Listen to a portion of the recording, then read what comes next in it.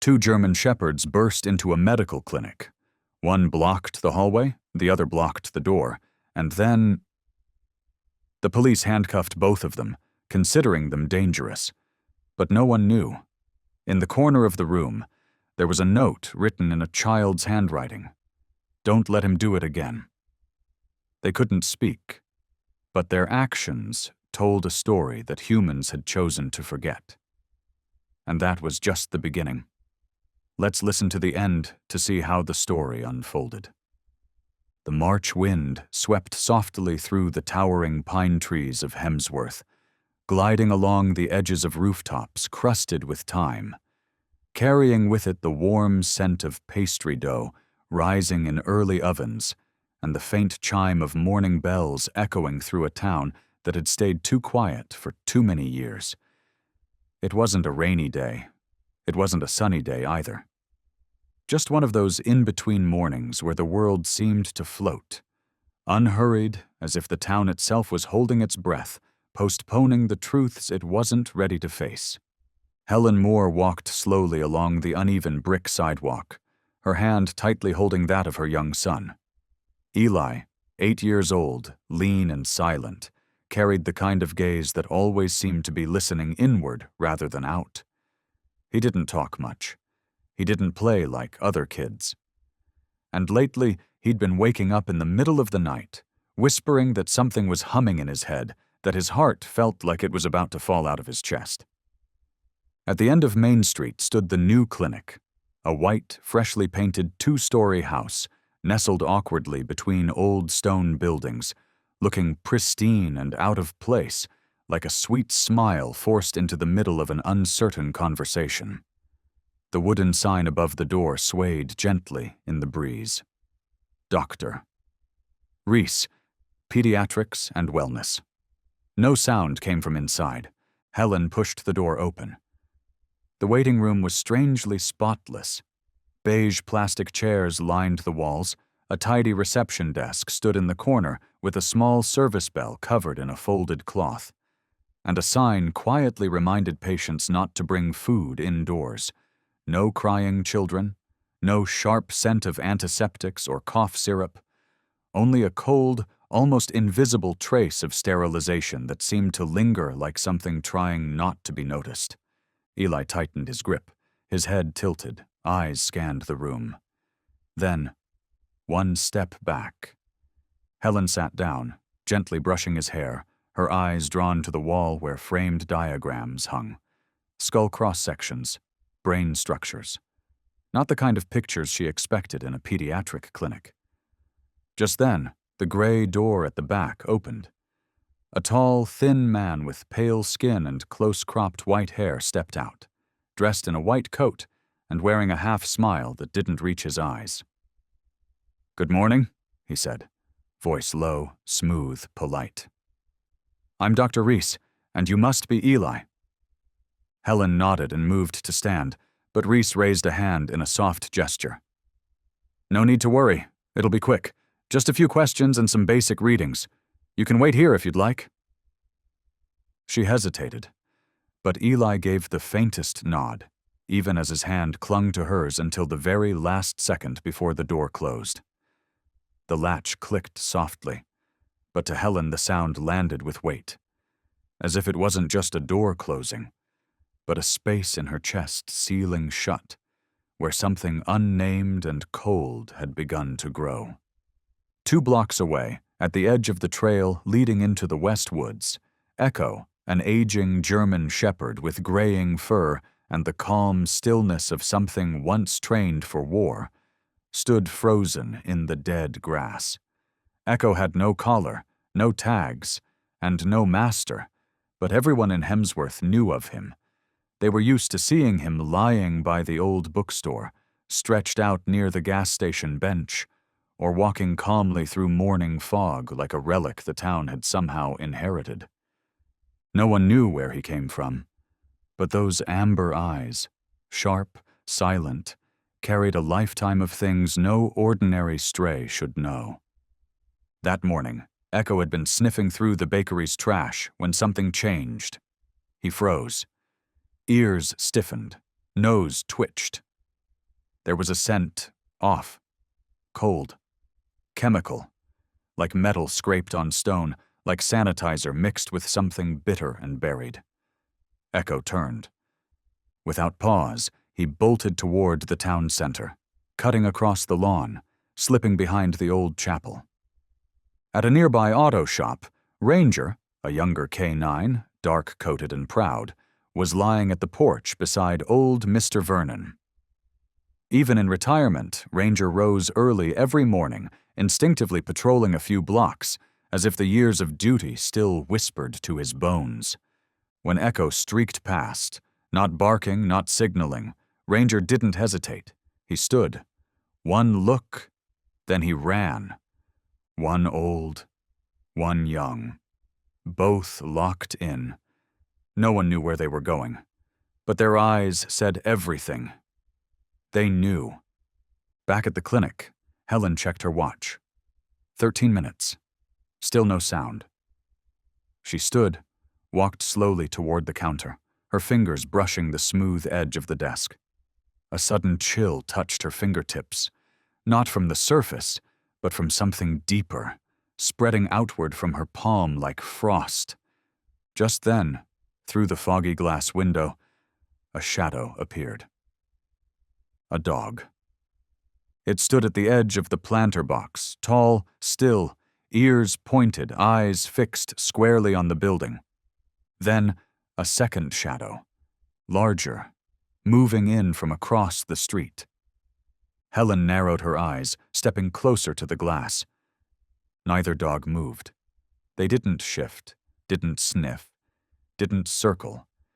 They just stood, anchored, watching the clinic with a focus so absolute it made the air around them feel tense, stretched, sharp. They weren't waiting for a familiar face, and they didn't look like strays hoping for scraps. They looked like guards, like soldiers, their ears like drawn arrows, their bodies braced, unmoving, their legs rooted firm to the earth like they were ready to launch, but chose stillness. Helen's hand gripped the strap of her bag. Sweat broke across her palm, even as the room stayed cool. Something was wrong. And outside, the dogs already knew it. Just then, Echo let out a low growl, brief and urgent, like a flare in the dark. And then, Ranger surged toward the side of the building like an arrow slicing through air. The first sound echoed out, the shriek of metal scraping against glass.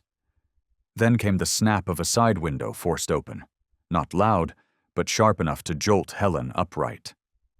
A gray blur shot past the opened window, followed by the crash of something shattering, the scraping of claws on tiled floor. A bark rang out, reverberating through thick walls like an alarm sent straight from instinct. Helen leapt up. Her hand had just gripped the doctor's office doorknob when Echo shot down the hallway, a solid, muscular blur skimming the wall like a shadow, and in the blink of an eye stood squarely in front of the rear exit. The door didn't open. Echo didn't bark. He simply stood there, unmoving, but his piercing eyes locked with unwavering intensity onto a hand that had just touched the door latch. Inside the examination room, Reese stepped back, and for the first time, the calm in his eyes faltered. On the floor, the syringe had slipped from his hand, shattered, liquid pooling across the tile in a thin, ominous sheen. Ranger stood between Eli and the man in the white coat. The dog's whole body coiled, front legs bent slightly, every muscle ready to spring. Eli still sat on the exam table, eyes wide but not panicked, more surprised than anything else, and, in some strange way, relieved. As though he somehow knew that these two dogs had come here for him. Reese glanced toward the door, blocked on both sides. No more exits. He began to retreat, but Ranger growled, not loudly, but with a slow, drawn-out tone, like a fraying wire about to snap. Helen had broken through the door by then, and the sight that met her eyes rooted her to the spot. On one side, her child, unharmed. On the other, a doctor, and whatever warmth had once lived in his gaze was nowhere to be found. Between them, 2 dogs, one guarding, the other confronting. No one spoke. They simply watched one another, suspended in a moment poised between right and wrong, instinct and intent. Outside, the wail of sirens pierced the silence. A police car screeched to a halt on the cobbled drive, tires screaming against the stone. On-duty officer Andrew Barker jumped out, gripping a radio that crackled non-stop about a dangerous animal incident. But when he stepped into the hallway and saw the scene before him, his eyes narrowed with immediate suspicion. "Step back!" Barker shouted, taser drawn. Echo turned, his gaze meeting the officer's, not threatening, but full of something else, something that pleaded, in silence, to hold the line. Ranger stepped back slowly, not surrendering, but leading Eli toward his mother, one measured step at a time, as if any sudden move might shatter what little balance remained. Helen dropped to her knees and clutched her son to her chest. "They haven't done anything," she cried as the officer advanced. "They broke in, trashed a medical facility, threatened a civilian." Barker snapped back, his taser raised. "No." Helen shook her head, eyes glistening. "If they hadn't come in, Eli would have been injected with something. I know, I saw. They're not dangerous, they're protecting." But chaos had already begun. A burst of electricity cracked through the air. The shot missed Ranger, striking the wall. Ranger turned, placing himself in front of Echo, and together they backed slowly down the corridor. More footsteps thundered in. Reinforcements arrived. Amid the chaos, Barker gave the order, "Restrain both dogs! Get them in the van! They pose a threat in a medical facility. The law's clear!" 2 veterinary staff rushed in, metal collars and dog poles in hand.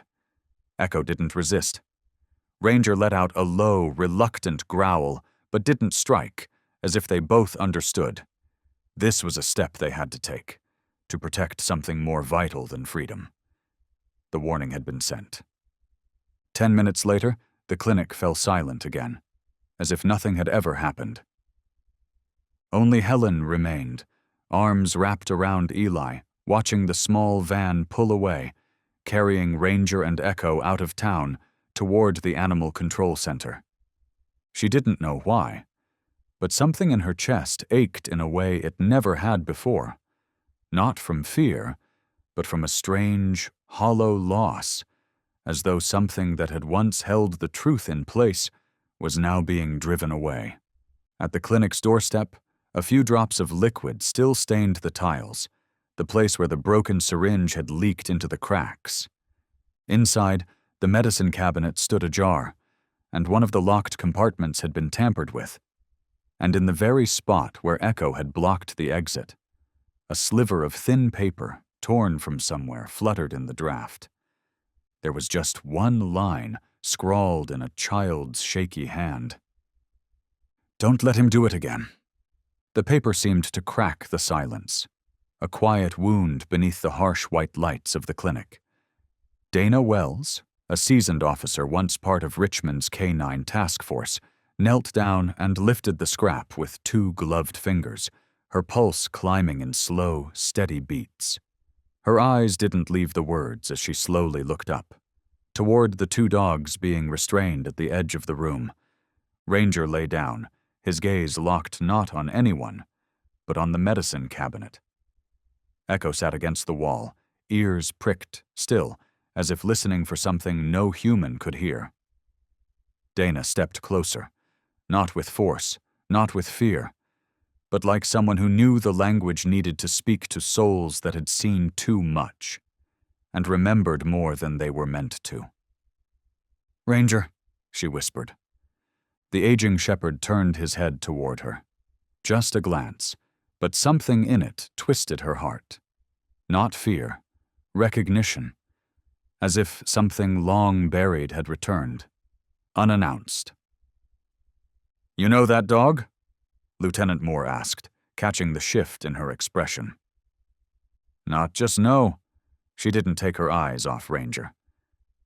"I worked with him 5 years ago."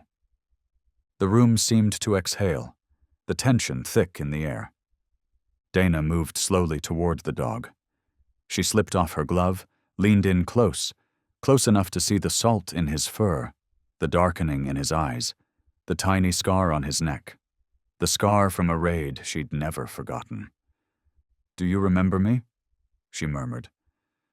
No bark, no tail wag, just a slight tilt of the head, subtle, and that slow, quiet look only those who fought side by side can understand.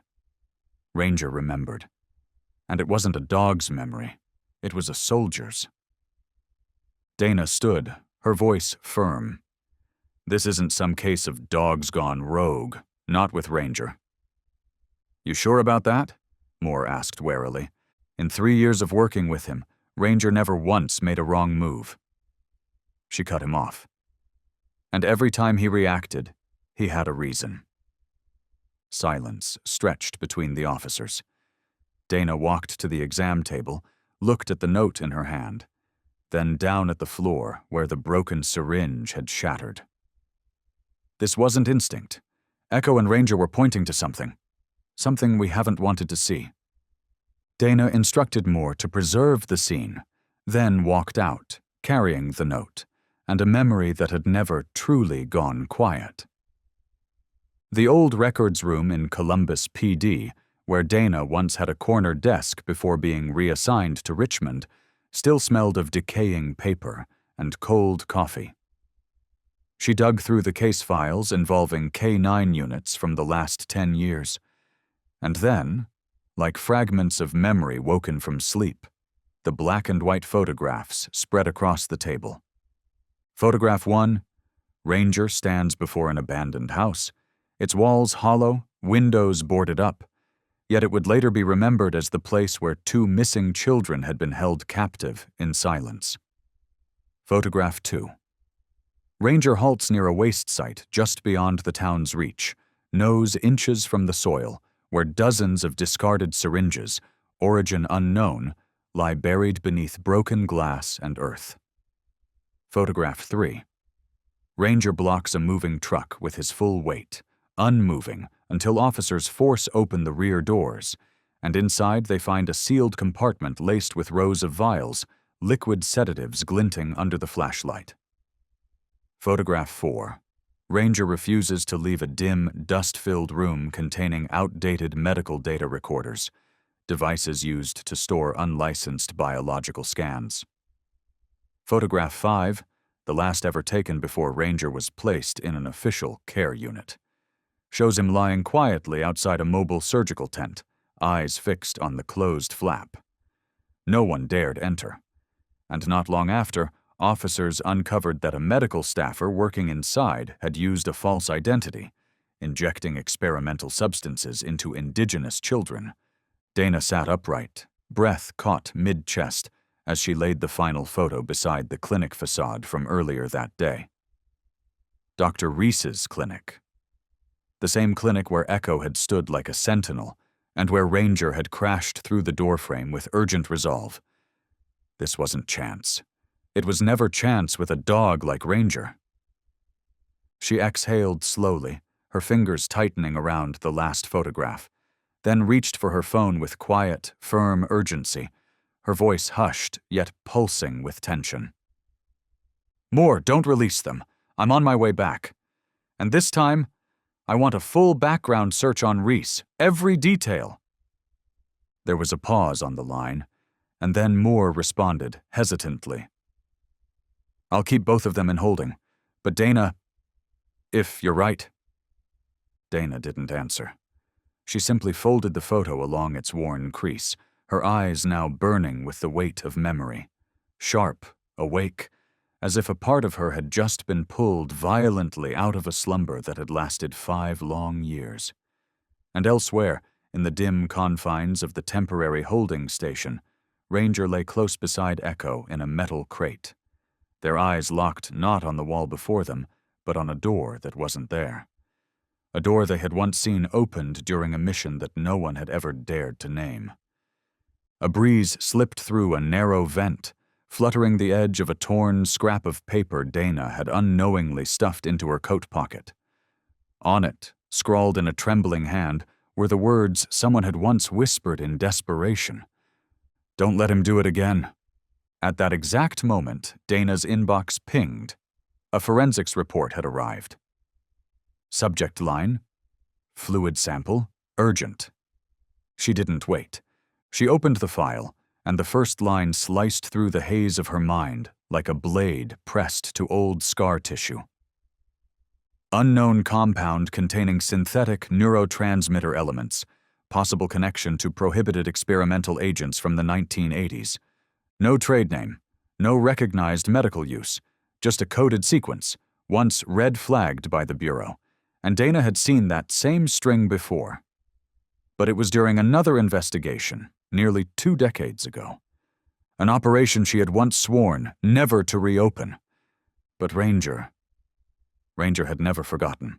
Her fingers flew across the keyboard, logging into the agency's internal archive.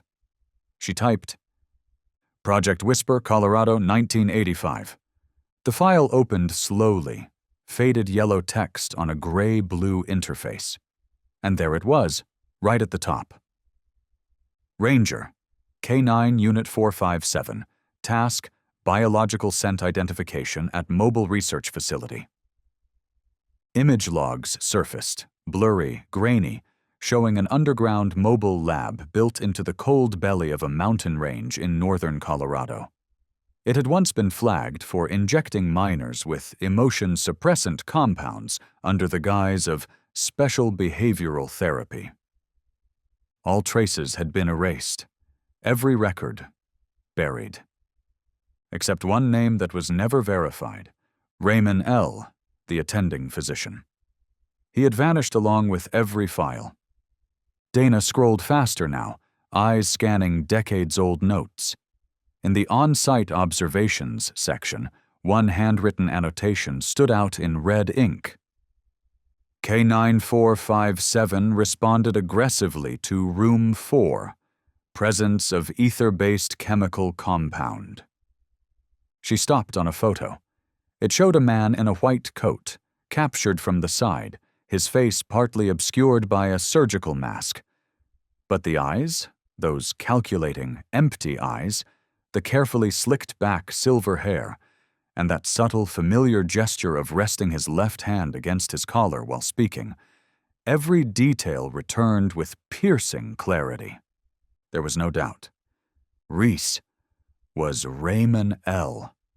Dana's face drained of color, not from fear, but from the sinking dread of being drawn back into a darkness she'd once touched with trembling hands, a truth half uncovered only to be buried again under red tape and lack of proof. But not this time. Not again.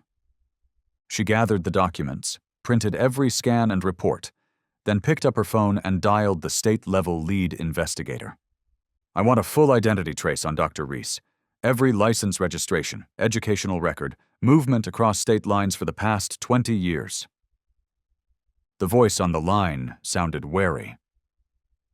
"You mean the guy they just honored in 3 states for his rural health care program?" "That's the one," Dana replied, voice firm. "And I don't believe he ever went to medical school." She ended the call, stepped out of the records room, and into a hallway where twilight pressed against the frosted windows, casting long streaks of gray light across the floor, like the shadows of memories still waiting to be confronted. Back at the holding unit, Ranger stood against the bars, eyes fixed on the darkened window of Dana's office. Echo lay behind him, still, but his ears flicked faintly at every sound. Neither moved, but the alertness in their gaze was unmistakable. And somewhere in the deep well of scent and memory they carried, etched into their bodies like ghost maps, was the smell of ether, the ping of surgical steel, the cries of children strangled by fear, and the footprint of a man who always wore a white coat, but never once held anything white in his eyes. Dana entered the holding station, standing before Ranger for a long, wordless moment. No commands, no ceremony. She unlocked the gate. The latch clicked. Echo rose. Ranger stepped forward. No barking. No bounding. Just two silent figures reclaiming their place in the story. "We've got somewhere to be," Dana whispered. Not as an order, but as a shared breath between species, between past and present. She didn't take them home. She didn't go to the lab. She drove straight to Dr. Reese's clinic, now cordoned off, but not yet sealed. The yellow tape fluttered lazily across the front door. The interior lights dimmed to black, and no officers in sight. The town of Hemsworth still stood in quiet hesitation, unsure whether what had happened was accident, misunderstanding, or truth. Dana stepped out. Ranger and Echo stayed close, leashless. Together they entered the clinic, not with force, but with quiet certainty. The key Dana had borrowed from Lieutenant Moore slid easily into the lock. Inside, the air was still, stripped of warmth. Life had drained from the space the moment Reese vanished. Dana didn't turn on the lights. She moved directly to the records room, past the waiting chairs and empty reception desk. There, beside the third filing cabinet, Echo stopped. His nose touched the bottom drawer once. Ranger watched the shadows from the other side, alert. Dana opened the drawer. Beneath a layer of jumbled folders was a small leather notebook, worn edges, cracked spine.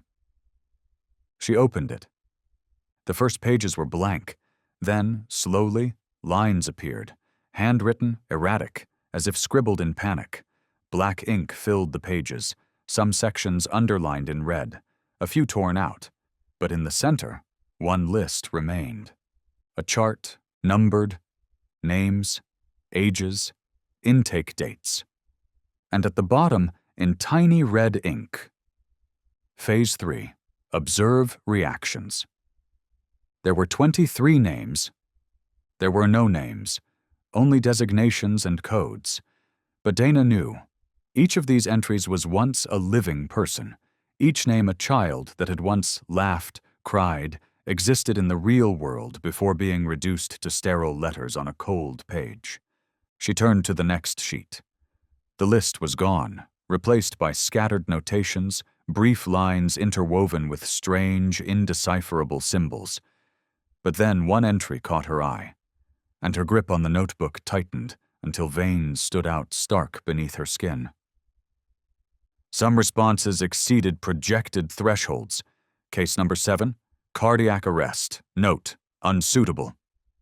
Echo began to whine, a low, rising sound, almost imperceptible at first. Ranger turned his head sharply, ears pricking high into the stillness. The scent? Chemical. Not from the notebook, but from a small, nearly invisible door tucked into the far wall, camouflaged beneath the veneer of old wooden panels.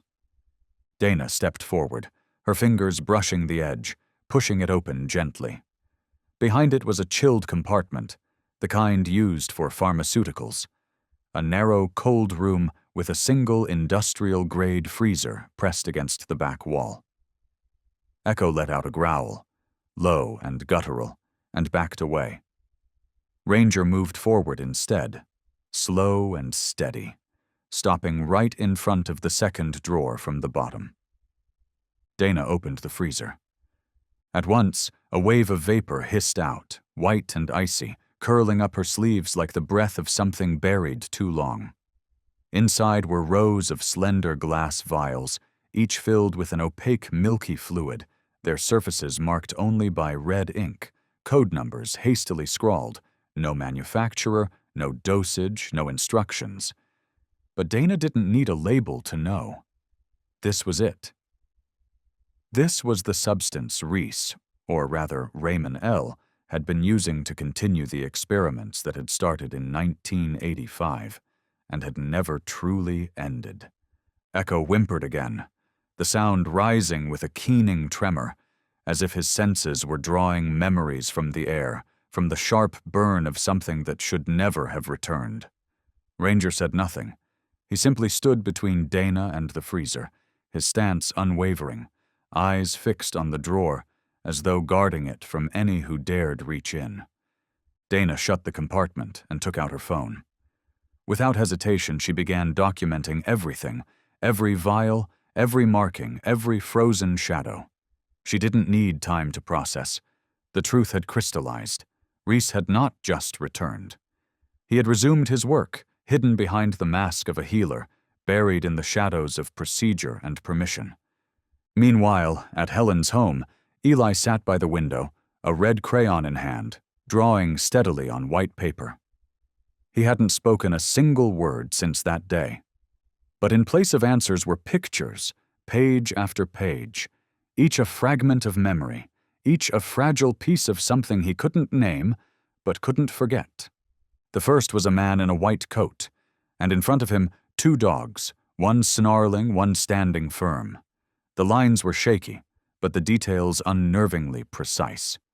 The second was a hand dropping a syringe, red specks exploding around it like ink in water. Blood, perhaps, or something that wanted to be forgotten. And the third, the most haunting, was a single phrase written in red, sprawling across half the paper in wide, angry strokes. No more. Helen sat behind him, silent. She didn't ask. She only watched, her hand resting gently on his shoulder like a tether, a wordless reassurance. But her eyes couldn't tear away from the words, the crayon pressure so deep it had torn through the sheet beneath. Eli didn't need to speak. Every line, every smear of color. Each was the voice of memory too raw to carry a name. Dana left the clinic just as the sky turned to dusk. In the pocket of her coat, the leather-bound notebook lay wrapped tight. Echo and Ranger sat quietly in the back of the vehicle, eyes fixed on the glass, watching the red of sunset reflected like a fading warning in reverse. As she drove back through the narrowing streets, she saw children playing under the branches of trees, their laughter spilling through the windows like warm echoes of safety. And it hit her, what Echo and Ranger had always known. Files may go quiet in cabinets, drawers may shut, denials may come in waves. But true memory never sleeps. It waits. It waits for someone brave enough to follow the scent. And this time, it had been their noses that led her to the truth. The sky had turned a mottled gray-blue by then, a palette caught between the remnants of daylight and the quiet erosion of certainty. Dana didn't head home. Instead, she drove straight to the Federal Analysis Center, where the forensic team had been expecting her with urgent instructions. The freezer at the clinic hadn't just stored liquid. It had held answers buried for 3 decades. As she stepped into the corridor, Dr. Emery, molecular biologist and longtime collaborator in several of her toughest cases, stood waiting at the far end, a thick folder in one hand, the tension on his face making her heart sink before a single word had been spoken. "I take it this isn't a vaccination compound," Dana said, eyes locked onto his. "Number not even close," Emery replied without formality, his voice clipped. "We broke down the sample's composition. There's absolutely no link to any known vaccine, no viral agents, no immunogenic triggers." He paused, then opened the first page of the report, revealing a complex chemical diagram outlining 2 primary components. One was a compound blend of sedatives, neutral in tone, once used in PTSD treatments to dull emotional responses. The other was rarer, marked with a red warning label. Sensory-induced memory activation compound. "You're saying it recreates memory?" Dana asked, her hand tightening around her bag strap. "More accurately, it regresses the brain to a primal recording state," Emery said, voice low, grave. "It doesn't just recall, it re-immerses. Smells, colors, pain, everything comes back in full clarity, and if administered in the wrong dose, especially to children, the nervous system becomes overloaded. Seizures, cardiac irregularities, potentially irreversible cognitive trauma. Dana took a step back. Her pulse surged, not from fear, but because every shadow she'd ever doubted now had a name, a structure, a target. We also found trace amounts of an unregistered protein compound in sample 3, Emery continued, structurally similar to natural dopamine inhibitors, likely designed to suppress resistance temporarily. There was nothing left to ask. The nature of the experiment was laid bare. Disable fear, revive memory, then hardwire it with conditioned responses. A different form of programming, one that didn't need consent, only access. Emery looked at her for a long moment, then exhaled slowly. I used to work with the analysis team during the Angolan conflict. They tried something similar there, but they never got this far. Dana closed the file, thanked him, and stepped back into the night.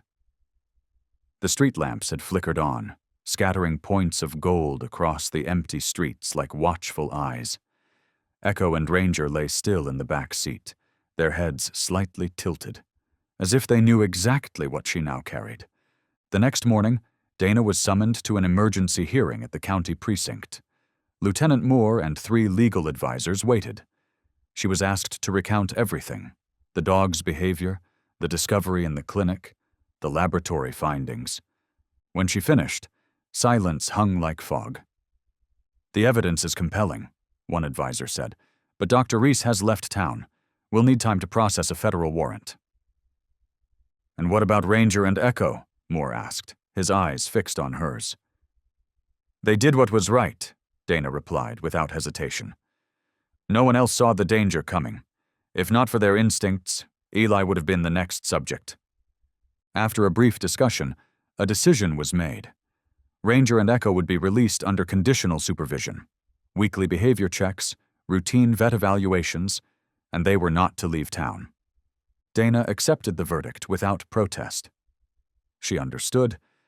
This was as much leniency as the system could offer. She left the room and took the 2 dogs up toward the northern ridge. Once the K9 training field, now an empty plateau of wind and rusted fences. The dogs ran, together, never straying far from each other. Echo sniffed tree roots and scattered rocks like retracing an old map. Ranger stood still at the center of the clearing, head lifted to the sky, not with tension, but with the gaze of a creature who knew the work wasn't over. But at least now, they were headed in the right direction.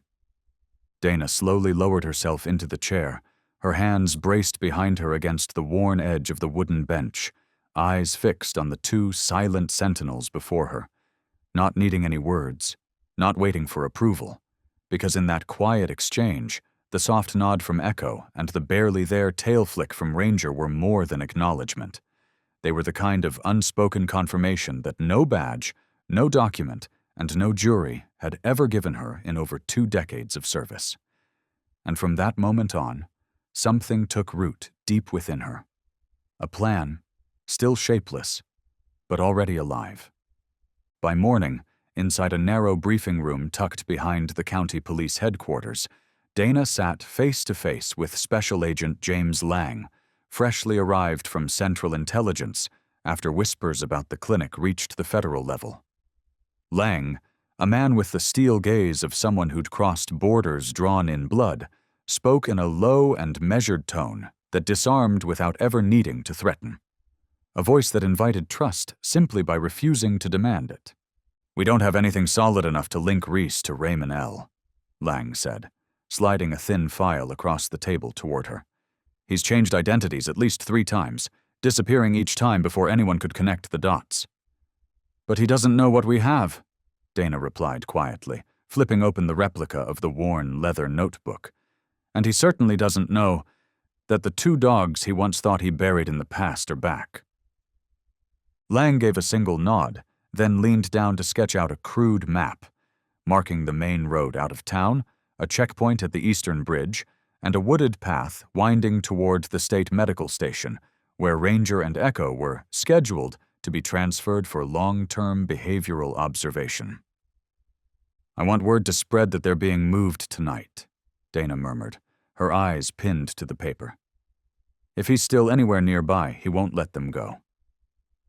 Lang agreed. And so the trap was set. A decoy truck fitted with surveillance gear, a cleared route through the forest, and 3 agents embedded along the path, each waiting, watching, ready for whoever might come to intercept. But as the sun slipped behind the ridge and painted the town's wooden edges in gold, that plan, so carefully drawn, was already unraveling somewhere else entirely, in a quiet wooden cabin on the outskirts of Hemsworth, where the story had taken a turn no one had predicted. Helen stood by the window, her gaze soft and lingering on the backyard where Eli knelt in the dirt with crayons in hand, drawing with focused joy as Ranger lay curled beside him like a breathing stone, unmoving but ever watchful. Inside, Echo rested near the base of the sofa, his eyes closed, but one ear twitched with every soft sound beyond the walls. Peaceful. Too peaceful, perhaps, like they knew they were being hidden. And they were, because Helen had never turned them in. Instead of returning them to the station, she had asked a friend to drive an empty vehicle out of town, a decoy, while she quietly kept Ranger and Echo with her. Because Eli could not sleep without the weight of Ranger's breath beside him, or the gentle morning nose nudge from Echo against his arm. She knew what she was doing would complicate everything. She knew there could be consequences. But on that very first night, when Ranger had been allowed to stay for just a few hours, when Eli had woken up shaking and soaked in sweat, gasping for air, and had only settled back down after Ranger silently sat beside him, tail flicking gently in rhythm with his breath, Helen had known. No court order, no plan, no fear could justify separating them again. She didn't call Dana, didn't tell Moore. She stopped answering Lang's calls. Instead, she lived minute by minute, hour by hour, like someone protecting something holier than safety. She was protecting resurrection. Eli no longer sat in pure silence. At meals, he occasionally pointed at his drawings, whispering single words or piecing together fractured sentences, his stories always returning to the doctor in white and the 2 friends who speak with their eyes. His sketches had changed, too. Brighter now. Trees, grass, even a small wooden house with Helen beside it. Only one thing remained unchanged. The red words, "No more," scrawled somewhere in every picture, sometimes on a wall, sometimes carved into a tree, once clutched in Echo's mouth like a flag. Helen stacked the drawings carefully into a wooden box, placed it beside Eli's bed, not for evidence, not for anyone to analyze, but because these were memories, real ones, the only truth Eli could still hold on to without trembling. That night, while Lang's decoy truck rolled slowly toward the medical station, winding through checkpoint after false checkpoint, somewhere on the edge of the forest, a shadow slipped quietly off the road. Small-framed, focused, no gun, no noise. Just footsteps moving with practiced ease between the brush, like someone who had walked this path 100 times before. A flash from a thermal lens on the hill caught the first glimpse. Lang, seated inside the convoy's lead vehicle, glanced down at the screen, eyes narrowing as the blurred figure emerged. "We've got company," he said calmly into the radio, never looking away from the silhouette on the monitor. But what Lang didn't know, what no one had suspected, was that over 3 miles away, in that same wooden house at the edge of town, the 2 dogs they thought they were transporting were instead curled against the feet of a sleeping boy who, for the first time in months, smiled faintly in his dreams. Dreams with no white coats chasing him through halls. And elsewhere, deep inside the town's former detention outpost, where Ranger and Echo had been held just days earlier, Two figures cloaked in dark gear slipped past the rear fence, under the cover of silence. No alarms, no forced entry. The side door opened smoothly, either by key or something more precise. They moved like shadows, like they'd rehearsed this a dozen times. One headed for the basement. The other remained on the upper floor, slipping into the server room next to the main security desk. A translucent gel was smeared across the camera lenses. The silent alarm was neutralized with a handheld bypass. Nothing looked out of place. Nothing triggered alerts. Until Echo stirred. In Helen's house, the window rattled, not from wind. Echo had already risen from his spot, nose to the air, ears upright, body poised. Ranger stood beside him. No growling, no scratching, just stillness. Both staring toward the direction of the town. As if they could hear footsteps the world had forgotten how to listen for. Without waiting a second longer, the two of them sprang from the doorway, racing across the yard, vanishing into the shroud of trees where the forest swallowed sound and shadow alike. Helen shot up, instinctively moving to call after them. But then came a glance, swift and fleeting, from Ranger, not more than a heartbeat long, yet unmistakably clear. And in that glance, she understood. They weren't wandering. They were tracking. At the temporary precinct outpost, the night shift officer, a young man recently transferred from another division, slumped over his desk less than 3 minutes after the two intruders stepped inside. He never noticed the faintly sweet taste in his sandwich, laced with a minuscule dose of odorless anesthetic, the kind once used for field surgeries, where silence was a necessity. As the first man headed toward the stairwell, aiming for the basement, Echo emerged from the dark. No growl, no bark, just presence. A silhouette planted firmly between two narrow corridor walls. The flickering overhead fluorescent cast trembling shadows over Echo's eyes. Eyes that didn't reflect animal instinct, but the watchful stillness of something older. Something that guards secrets no one wants uncovered. The intruder reached into his pocket, a compact electromagnetic stunner, designed to deliver a paralyzing pulse. But before his fingers could touch the switch, Echo lunged, a flash of power, silent and exact, bringing the man down with a front leg shoulder strike so sharp, so fluid it never needed teeth. The thud of body against tile wasn't loud, but it was enough.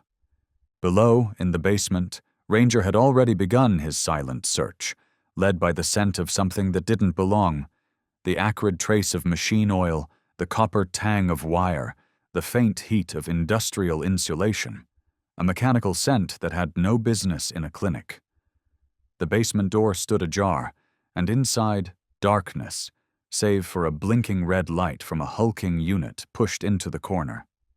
A high-capacity data drive, the kind built not just to record, but to encrypt and erase. Ranger didn't touch it. He simply halted, let out a low, short growl, one barely audible above the buzz of old circuitry. Just enough for Echo to hear upstairs. The second man realized something was wrong, bolted for the rear exit. But Echo was already there, one step ahead, blocking the hallway's end. The man had no escape.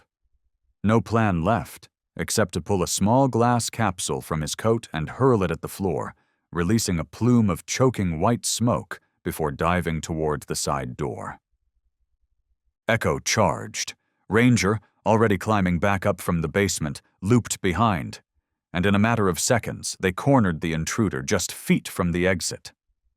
Echo brought him down again, not with fangs, but a sheer body strike, muscle and momentum crashing like thunder. Ranger stood beside him, gaze fixed and immovable, a wall no one would pass. In the distance, the sound of sirens grew louder. Helen had called for backup the moment she saw Ranger and Echo disappear into the trees. Lieutenant Moore was the first to arrive, followed by 2 armed officers and a field medic. "There's been a break-in," Helen said simply as she stepped inside, her eyes falling on Echo, now sitting beside the young officer who'd passed out earlier, the boy's head resting against the dog's shoulder, breaths ragged but slowly evening out. Dana arrived last, and when she saw the data wipe machine hidden in the basement, when she saw the two dogs standing steady in the wreckage of what might have been concealed forever, she didn't ask questions. She just knelt quietly and ran her hand along Ranger's head. "You again?" she murmured, a whisper of weary reverence, and always at the right time. Night had deepened. Rain began to fall, light, steady, barely more than mist as it touched the concrete outside the precinct. The faint yellow light spilling from the interrogation room reflected across shallow puddles like ghostly echoes of the words still hanging in that room's quiet air. The man caught on sight, real name Nolan Stokes, sat slouched in the interrogation chair, his wrists still bearing the angry red grooves of the cuffs, his head bowed slightly. Under the dim bulb, his face wasn't one of fear, but of resignation, as though he'd always known this moment would come. "Who do you work for?" Agent Lang asked, voice low but unflinching. Beside him, Dana sat in silence, notebook in hand. Stokes lifted his head, eyes flicking between the two, then exhaled slowly. "I don't work for anyone," he said. "I'm just one of the operators. Part of the system." Dana tilted her head, gaze steady. "What system?" "The clinics," he answered, voice flat, devoid of embellishment. "They're not clinics, they're stations, collection points, testing centers, coordination hubs." Lang tapped his pen once against the table. "How many stations like that?" "4," Stokes said without hesitation. "At least in 4 states. I know for certain. Montana, Ohio, New Mexico, and now, here."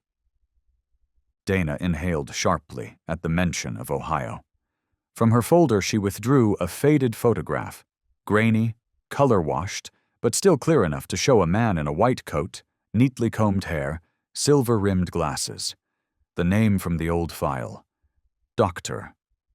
Alan Groves, lead suspect in a string of child disappearances in Columbus, 1985. "Reese was Groves, wasn't he?" Dana asked, voice even but weighted like a stone dropped into still water. Stokes didn't respond at once. He studied the photo, then gave a slight nod. He had many names. Reese, Groves, Keller, a different alias in every state. New ID, new license, clean credentials. Lang's voice tightened. "And you helped him erase the trail?" Stokes gave a bitter, quiet laugh. "I ran the machines, behavior logs, data control, wiped surveillance footage, everything automated, nothing done by hand. Every 3 months we changed routes. Every 6, changed facilities."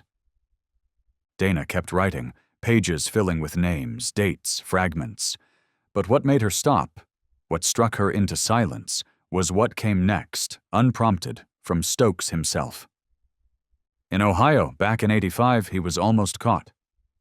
Because of a dog." The pen in Dana's hand froze. "A dog?" Lang echoed, confused. "Yes, a K-9 unit, military trained. There was a joint exercise. Local PD picked up a scent behind the clinic's storage building. The dog refused to move, just stood there growling. Wouldn't listen to anyone. They finally broke in and found 3 kids inside, locked in the dark, each one with a fresh injection mark." Dana knew that story, and she knew that dog's name. "Ranger," she said softly. Stokes looked up, brows knitting faintly. "He hated that dog," he whispered. "I heard him say once, 'That thing doesn't forget human scent. Change your name, your hair, your voice. It still knows.'" Lang scribbled furiously, gathering everything needed for the next warrant. But Dana said nothing more. Her eyes were on the narrow window at the end of the corridor. Outside, Ranger lay on the floor, his head resting lightly against Echo's flank, his eyes still open, as if listening from a distance. He didn't need to be in the room. He remembered. The scent from that year. The voice from that night. The eyes of the man standing in the dark. And now, with each word spoken inside the interrogation room, that scent had returned, unmistakable, cutting through time like smoke through locked doors. Stokes asked for no leniency. He didn't demand a lawyer. He just sat there, speaking like a machine running out of gears, unaware of when to stop, or what fear should feel like. And maybe, somewhere deep inside, he understood. There was no way back. Reese had vanished, severed all ties. No one would come for him. No one would even admit he ever existed. Dana closed her notebook, left the room without another glance. Lang walked beside her, a step behind. "You really think the dog remembers?" he asked, not with sarcasm, not with disbelief, just the simple human wonder of someone trying to understand something greater than logic. Dana looked ahead, where Ranger had risen, now walking, slow and certain, toward the door of the interrogation room, as if he knew exactly who was inside. "It's not about remembering," she replied softly. "It's about never forgetting." That single sentence, quiet, unforced, carried the weight of a stone dropped in still water, rippling backward through time, pulling them out of the cold interrogation lights and leading them back to the place that had once been dismissed, overlooked, and left to fade. The third examination room in the old clinic, the one with the low ceiling, timber-paneled walls, and the kind of silence that made you believe there was nothing left worth searching. But it was there, right there, that Ranger, walking casually through the hallway, had stopped so suddenly he might as well have turned to stone. He took a single step backward, lowered his nose to the base of the wall. Echo followed. No bark, no growl, just stillness, standing shoulder to shoulder, both locked onto a section of the wall that looked just like all the others. Dana stepped closer and pressed her hand gently to the paneling. Nothing moved. But when she ran her flashlight along the edge, the beam caught something. A sliver of space, no deeper than the width of a palm, hidden in shadow but wide enough to hide something that someone had made sure was forgotten. Lang knelt beside her, using a pry bar to ease each board loose. The wood groaned, dry and resistant, as though it resented being woken after so many years. Then, behind layers of dust and spider webs, there it was. A thin, dark brown leather notebook, not as thick as the previous one, but with a smudged thumbprint along the edge of the cover, as if someone had once clutched it tightly while their hands shook. Dana opened it. No title, no signature. Just handwriting, jagged, uneven, penned in different styles, some slanted like a child learning their letters, others heavy and wild, like they'd been written in the dark. A list, another list. But this time, not 23 names, 27. Each name marked with a strange symbol, a check, a question mark, or just a trailing ellipsis. No one understood the code. But the true horror came when Dana cross-referenced the names in the federal database. Only 5 were found. No medical records, no birth certificates for the rest. As if they had never even existed. Lang was silent. Dana said nothing. Ranger sat down at her feet, close and unmoving. And Echo, without sound, moved to the center of the room, lifted his nose toward the ceiling, and stopped beneath a rusted vent. He let out a low exhale.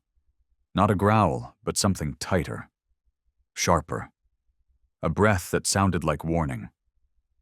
Dana dragged a chair under the duct and stood on it. The vent cover came off with a squeal, its screws giving way to years of decay. Inside was only dust, and something small wedged deep in the corner. A folded scrap of paper. She used tweezers to pull it free, unfolded it carefully across her palm. The paper was yellowed, edges brittle, but the handwriting, scrawled in shaky blue ink, was clear, as if the words had waited, untouched by time. "Let me out." Just 3 words. But they held more weight than any report, more truth than any data on a server. Because this wasn't protocol, it wasn't observation, it wasn't written by a doctor or a soldier or a researcher. It was a plea. The most primal kind of human cry. A whisper from someone, likely a child, who had once sat in that room, under that light, and left behind the only thing they could. Hope. Lang clenched his fist. Dana folded the paper gently, like it might fall apart, and slipped it into the inside pocket of her coat. No one spoke. Echo stood near the door, his eyes no longer clouded by caution, but clear, still, like the surface of a deep well. Ranger stared at the map on the wall, the one with 4 red pins. 4 sites, Dana whispered. But if there were 27 children, there might be a 5th. Lang didn't reply. He just nodded once. And that night, as the rain came down heavy and the streets emptied into darkness, in a quiet wooden room at the back of the house, a light remained on, and 2 German shepherds lay on guard, silent, alert, while the older woman wrote down each name, one by one, on fresh white paper. No name would be forgotten. No child erased. The following morning, a message came through from the Santa Fe Police Department, less than a day's drive from Hemsworth, reporting that a teenage girl had just filed an unusual claim. She'd come forward to describe a dream that had haunted her every week for over 10 years. But what caught the officer's attention wasn't the dream's strange content. White lights, endless hallways. It was what the girl had said, crying, "The dog. It barked so loud. It didn't leave me." Lang read the message, then turned his phone toward Dana. "Her name's Lila Avery, 16. No clear medical history. Adopted at age 6. Past episodes of unexplained seizures." Dana scanned the map again, spreading out the old list. The mobile clinic had operated in the Santa Fe area during the summer of 2014. Echo approached, resting his chin on the edge of the chair. Dana stroked his ear, then whispered like a secret, "Maybe someone heard your bark." They met Lila in the school's counseling office. She had large brown eyes, rimmed red beneath, the kind of eyes that suggested years of restless sleep. But she wasn't scared. She wasn't shy.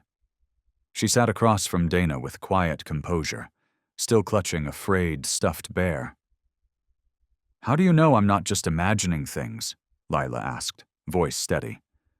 "What if this is just something I made up?" Dana shook her head slowly.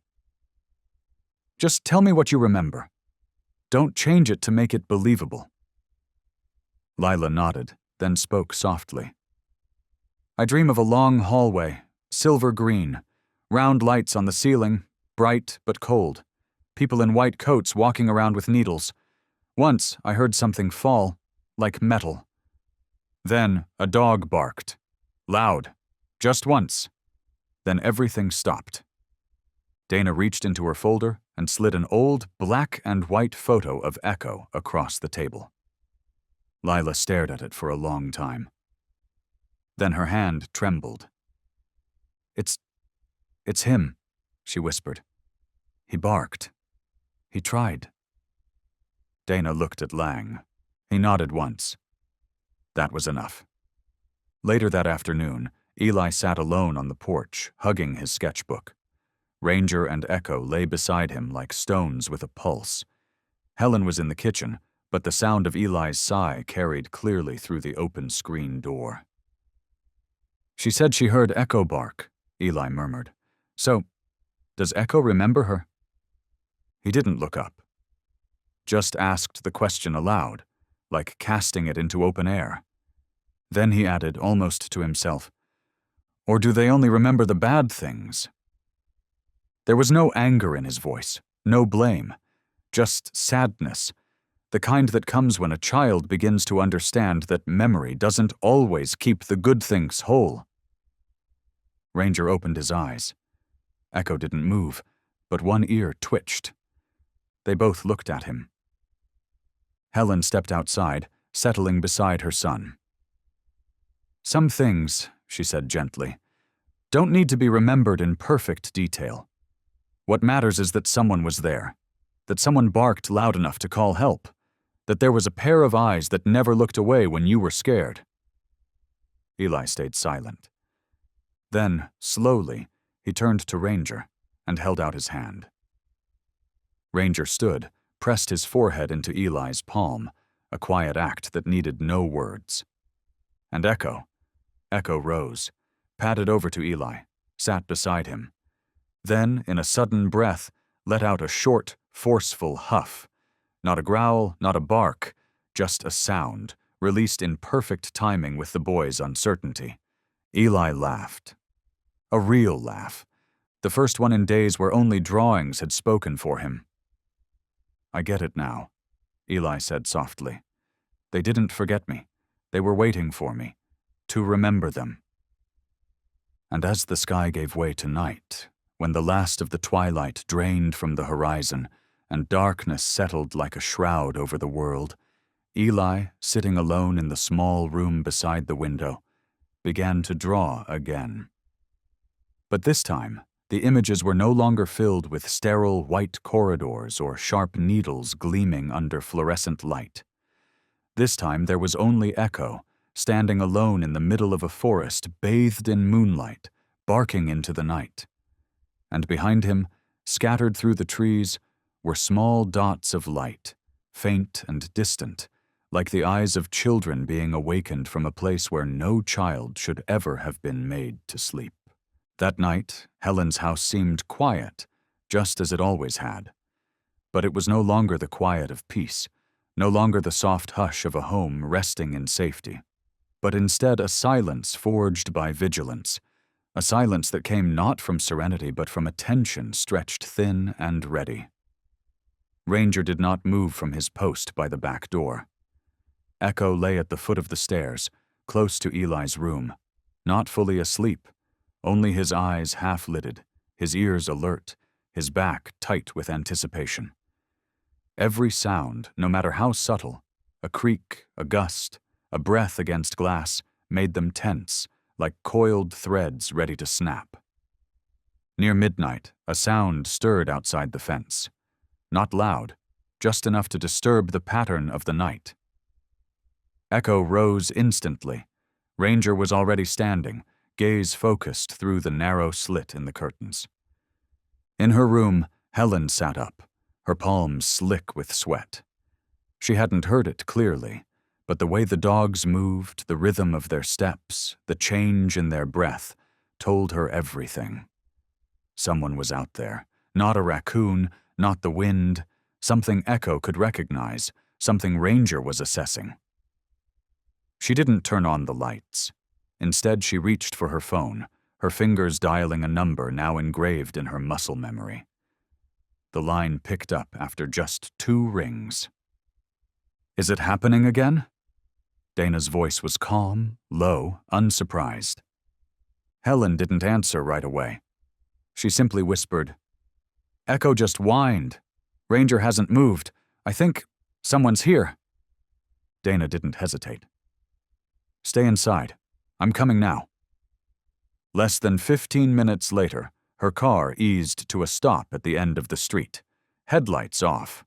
Her steps were brisk but measured, her coat pulled tight against the wind, one hand holding a flashlight, the other gripping a seismic rod.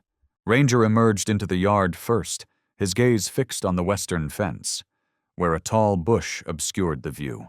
Echo skirted the edge of the porch, his movement fluid, blending into the dark as if night clung to his back like a second skin. Dana crouched low, her light sweeping along the edge of the grass. The wind had stopped. The air had turned colder. But her beam didn't wander. It traced a path, deliberate, following the faint imprints on the still damp soil from the rain earlier that week. And then, the light stopped. Just beyond the yard, at the base of a narrow tree, something reflected the beam in a flash of pale glint. Dana knelt. Her fingers brushed the earth, then lifted a small object, barely the length of 2 fingers. An empty syringe casing. The label had been scratched off. The needle was gone. Only the barrel remained, just enough to confirm that someone had brought it and used it. Echo stepped close. His nose touched her hand. No growl, no signal. Just quiet affirmation. "This isn't a coincidence," Dana whispered, not with doubt, but with the certainty of someone whose mind was pulling together 100 scattered memories, now locking into place like the final piece of a map. Inside the house, Helen took the casing from Dana's hand, her fingers trembling. They know we're looking now, don't they?" Dana nodded. "Not just that. They want something back. Maybe it's evidence. Maybe it's someone." Helen froze, her eyes flashing to the stairs, where Eli still slept, his breaths soft and steady, like a fragile melody drifting in from another world. "They won't let anyone through," she murmured, like a quiet vow. Ranger lay beside the door. Echo returned to his place near the stairs. No commands were spoken, but in their silence was something stronger than language, something deeper than oaths. By morning, an infrared camera had been mounted on a tall branch across the street. Dana installed motion sensor alarms on the windows, while Lang, after reviewing the report, arranged for 2 federal agents to be stationed in the nearby town for immediate response. Eli woke earlier than usual. He stepped out onto the porch, the drawing from last night still clutched in one hand. Ranger was already there. Echo sat staring toward the woods, as if some distant call was echoing only he could hear. Eli sat beside the step, watching Dana as she checked the case, holding the recovered syringe fragment. "Aunt Dana," the boy said softly, "the man last night, was he here for someone?" Dana paused, then came over and sat beside him. "Maybe, not someone," she said, "but something people are afraid to remember." Eli looked at Ranger. "So, if I remember, is that dangerous?" Dana smiled gently, brushing a hand over his head before resting it lightly on Ranger's back. "Memory isn't the danger," she said. "The danger is when people pretend the truth never happened." Eli didn't answer, but his hand gripped the drawing tighter, as if holding on to something just now emerging, something fragile that mustn't slip away.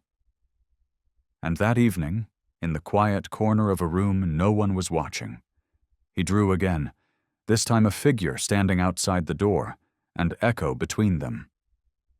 The picture was made with only 2 colors, black and the light in the dog's eyes, the light of something guarding what others had tried to bury.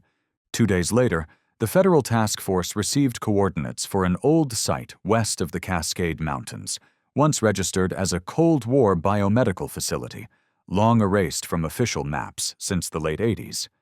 As the convoy of black vehicles rolled to the forest's edge at dawn, the night's rain still clung to the ground, the earth soft and sodden, tires sinking into the mud, footsteps muffled beneath the hush of early morning birds not yet awake. Dana stepped out of the first vehicle, followed by Lang and 2 security agents. Ranger and Echo were not on leashes. They didn't need to be. They moved slowly, step by step between the trees, as if they had been here before, or as if something beneath the soil was calling them back. The 3-story wooden building sat hidden beneath towering pines. Part of it collapsed, the rest overtaken by moss and mildew. But what made Dana stop wasn't the ruin itself.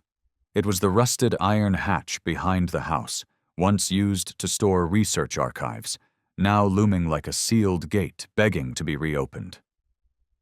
Echo reached it first.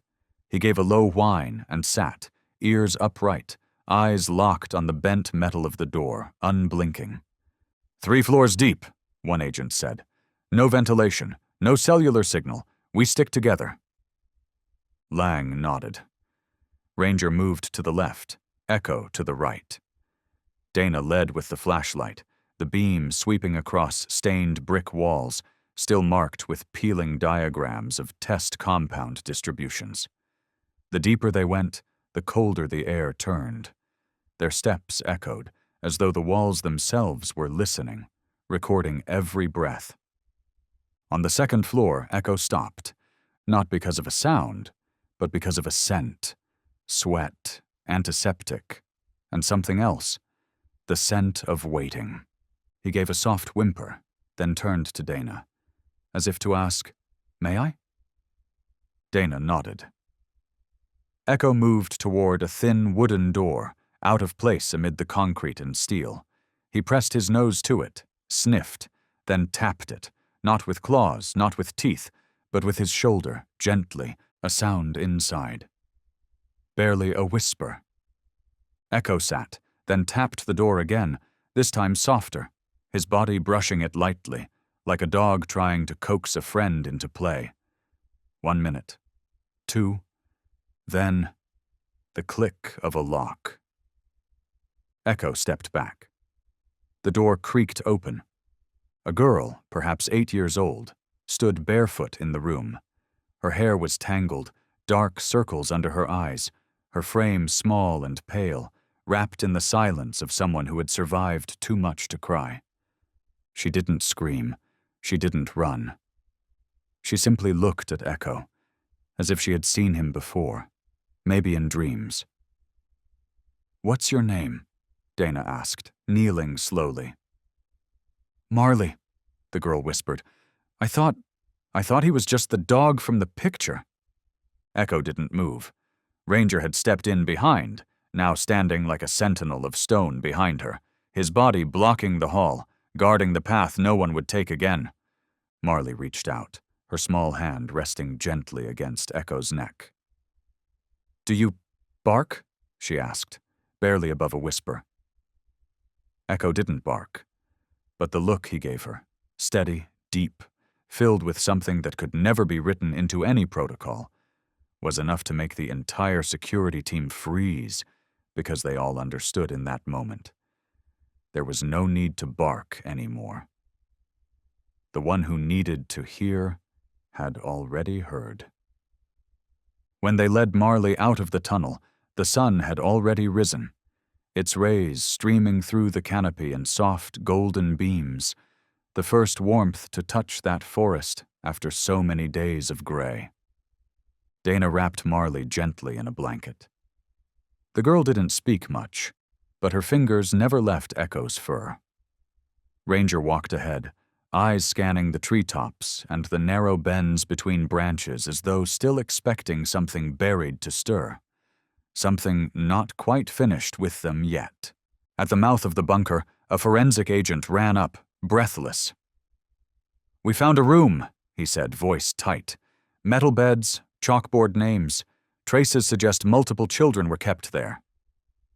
Dana's hand clenched around the small notebook in her coat pocket. The same notebook where Marley's name had been marked with 3 ellipses. 1 week later, the town near the base of the Cascade Range was no longer as quiet as it had been. Flags were tied to lamp posts, flowers lined the corners of intersections, and at the center of the town square, once just a weekend meeting place, a wooden platform had been built, plain but solid. That day, Dana wore a gray button-up, mud-stained khakis, and worn boots, nothing like someone about to speak at a public ceremony. Yet when she stepped onto the platform, flanked by 2 dogs, Ranger walking slowly, and Echo with his head slightly tilted as if studying the crowd's silence, the entire square held its breath. The announcer's voice rang out, deliberate and steady. "On behalf of the state of Oregon, we honor 2 extraordinary members, not part of any official unit, not bearing any badge, holding no rank, yet they have saved lives and brought light back to places long surrendered to darkness. We present the Oregon Civil Medal to Ranger and Echo. The applause wasn't loud. It came slowly, evenly, like something rising from deep within, a kind of gratitude that reached far beyond ceremony. A state official stepped forward to place the honorary ribbons around their necks. Ranger stood motionless, eyes not fixed on the crowd, but on a distant corner of the park where a maple tree shed its leaves in slow, thoughtful spirals, like memories slipping quietly from a long-held mind. Echo bowed his head, then lifted it. Not in pride, but in presence, as if understanding that meaning didn't need to be explained, only shared. Helen arrived carrying Eli. The boy didn't speak. He handed Dana a drawing, a stream. 2 dogs at the edge, looking into the distance. On the water's surface, in soft pencil strokes, were the words, "Heroes don't wear badges." Dana held the paper. She looked at it for a long time. When the ceremony ended, a reporter from Washington approached. "We've heard about your past with federal intelligence. With this case on your record, you could return. Lead a national task force, full funding, full support." Dana smiled politely. "Thank you," she said.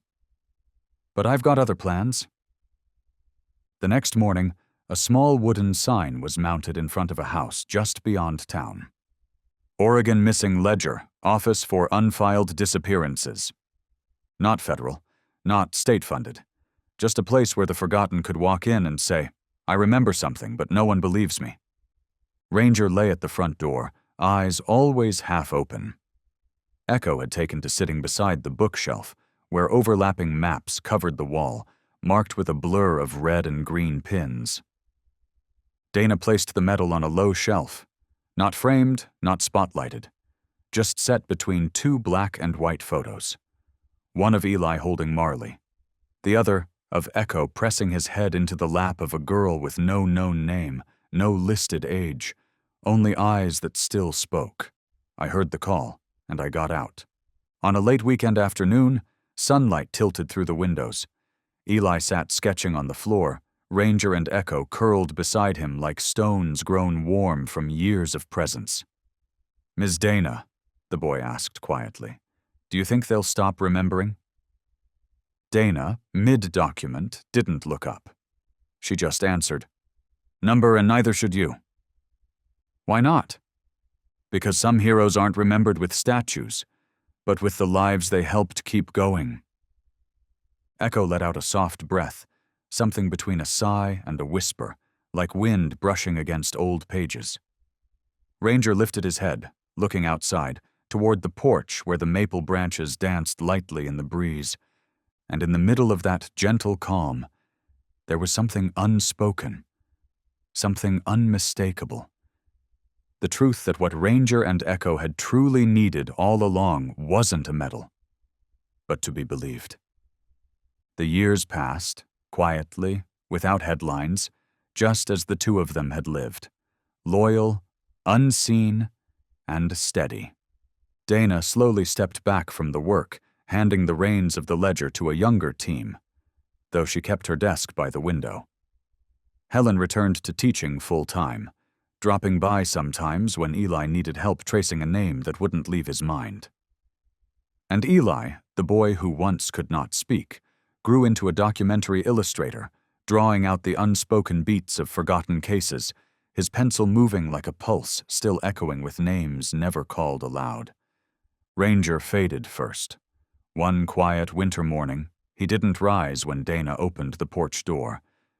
No pain, no panic, just a long look outward and then the closing of eyes, as if a final door had been gently shut once everything inside was in place. Echo lived 1 more year, less barking, slower steps, but always in the same spot where Ranger had once kept watch, as if holding his post until the baton could finally be laid down. On a rainy morning in early April, Echo did not open his eyes again. They found him with his head resting on one of Eli's old drawings, the one where he stood in the forest, lit by the moon, every hair detailed in shades of memory. Dana didn't build a grave. No marble, no inscription. She chose the oak at the far edge of the lawn, the one where both dogs used to lie watching the sunset. The roots now held 2 small mounds of stone, smoothed over time, beside a simple wooden sign, unpolished, unstained. It read, "Ranger and Echo, keepers of memory when humanity forgot." Eli had carved the words himself, no edits, no debate. And from that year forward, each spring, on the anniversary of Echo's passing, Eli would return. He never brought flowers. He brought a wooden bone, carved by his own hands, sanded smooth, sometimes etched with little details. The first, plain and polished. The second, with a tongue drawn sticking out, like Echo used to do by the screen door. The third, when he turned 20, lined with small scratches like claw marks. The fourth bore one word at the end. Marley. No one counted the bones. No one gathered them. Leaves covered them. Wind uncovered them. As if even the ground had agreed to stay silent. One early summer evening, as golden light slipped across the grain of the wood, Eli, now with hair dark as Dana's had once been, touched the carved sign. He said nothing, only took a new drawing from his coat pocket. 2 dogs standing in the rain in a forest clearing. Behind them, light. And the faint silhouettes of children following, none crying, none afraid. Eli set the drawing against the sign. The breeze stirred. He stood. And as he turned to leave, he glanced back one last time and whispered, "As long as someone still remembers, memory will always have a guardian." The wind moved through the oak branches, making the leaves tremble like breath. No bark, no paw prints, only the sense, undeniable, that something was still watching. 2 shapes, no longer seen, but who had once awakened a world that forgot how to listen.